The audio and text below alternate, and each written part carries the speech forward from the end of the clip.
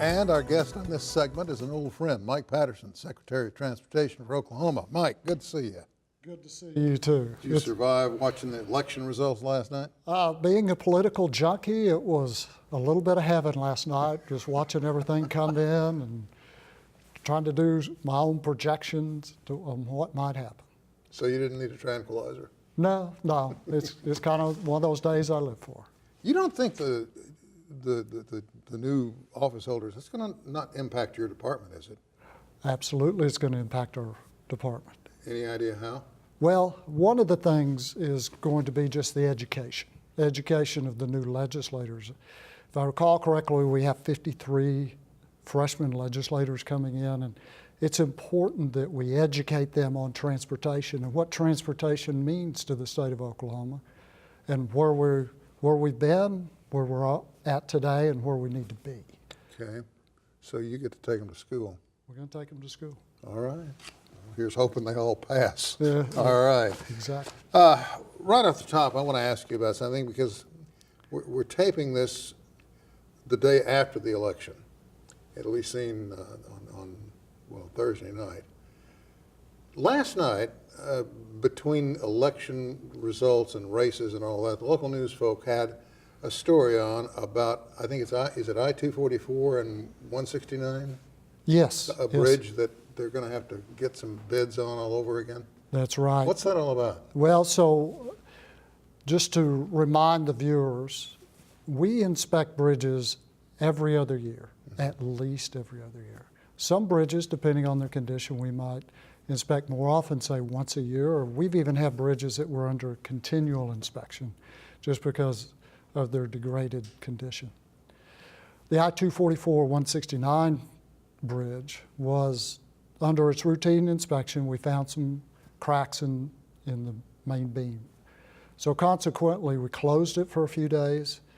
I declared an emergency, and I have the discretion to go up to $750,000 on an emergency. So we went out for bid, and we had an estimate well under $750,000. The bid came in in excess of $750,000. So we're going to take bids again. We think we can get a better price.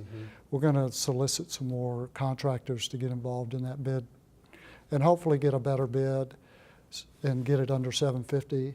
If it's over $750,000, our commission will award it at the December meeting, but we're going to get it under control again. The bridge is currently down to one lane, so it's restricted traffic. It's not closed anymore, but it is a situation that we need to get after. That's why we declared an emergency. So it'll stay one lane until repairs are made? That's correct. Will it have to be closed at all? Likely it will have to be closed some while the repairs are being made. All right. But in any event, we'll try to keep it open as much as possible. And I want to remind everyone, if it was a dangerous situation, we don't have any problem closing the bridge. I like to hear that. I know folks out there do too, because we got a lot of folks that drive from one town to the other to work every day. Plus we got school buses. That's exactly right. Making the run. I want to ask you about a couple of things. I-44 west of the river.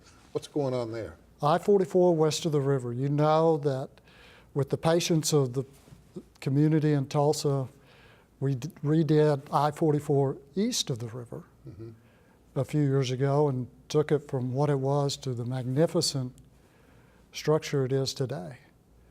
We need to do the same thing west of the river. So as we're looking west of the river, we're looking at the oldest section of interstate highway left in the state. You're It was kidding. actually built in 1953, and if you realize that the interstate was not created until Eisenhower signed the bill in 1956, you can kind of see how Oklahoma was ahead of everyone. We had an interstate-like facility called the Skelly Bypass in place before the interstate system was created.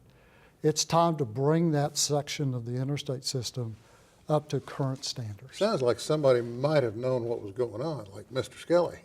Could have. Yeah. There are a lot of forward thinkers in Tulsa and in Oklahoma back in those days, and I think Mr. Skelly was a classic example of that. May well have been. One more thing, and I made a note of this, the southbound leg of the interdispersal loop, what's going to happen with that? Well, if you recall, a few years ago, we took care of the northbound, the northern section of the interdispersal loop and the western section. Now it's time to do the southern section and Which the is a eastern wreck. section. It just, They're in bad shape, so we need to rebuild both of those sections. We've already rebuilt a few of the bridges inside the interdispersal loop on both of those sections, and we need to continue that effort. So we're going to rebuild, again, the south leg and the east leg, and then come back and finish the bridges. okay, I want to ask you, because I was driving in today and I wondered, I get to thinking about this. Oklahoma is known for extreme weather patterns. I mean, we have them all the time. One day it's freezing, the next day, you know, it's like tropical areas of the country. What's hardest on our highway system, the weather or traffic? It would have to be wheel weight, so trucks. But we design everything for trucks. We don't design it for cars. And weather. We're in a band that goes across the United States. It's a freeze-thaw band. If you go north, up into Nebraska, the Dakotas, when it gets cold, it stays cold. If you go south of Oklahoma, south of the Red River, down into Texas, it never really freezes. So you get into Oklahoma, Kansas, Colorado, New Mexico, you get this freeze-thaw cycle. So one day it's 78 and the next day it's 18. And so it's constant movement of concrete and asphalt. And then if it starts cracking because of freeze-thaw cycle and then you get some water in it, there's your challenge. We often see the spring rains after a pretty difficult freeze-thaw cycle winter. And that's when we get a lot of potholes developing, both on city streets and highways. You know, for years, I'm going to call this an urban legend because I don't know what else to call it, but for years, there was a urban legend about out there that President Eisenhower, when proposals came for the interstate system, insisted on a certain thickness, and that thickness would have supported a C-130 transport plane. And his thinking was, if there were ever a national or international emergency in this country, C-130s could land, bring supplies. Is there anything to that?